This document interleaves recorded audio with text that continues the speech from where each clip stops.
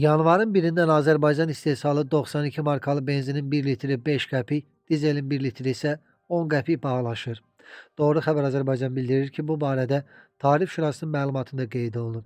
Məlumata görə ay 92 markalı benzinin və dizelin tarifləri müəyyənləşdirilib. Son illərdə iri şəhərlərin artan əhalisi və şəhər ətrafı ərazilərdə məskunlaşanların çoxalması, nəqliyyat sistemləri və mobilliklə bağlı yeni çağırışların ortaya çıxmasına səbəb olub. Qanunvericiliyə edilən dəyişikliyə əsasən yanacağın hər litrinə görə yol vergisi 7 qəpik müəyyənləşdirilib. Tarif dəyişikliyindən sonra da ay 92 markalı avtomobil benzininin və dizel yanacağının pərakəndə satış qiymətləri əksər ölkələrlə müqayisədə yüksək deyil deyə məlumatda qeyd olunub. Onu da xatırladaq ki, ay 92 1 manat 10 qəpik, dizel isə əvvəl 1 manat idi.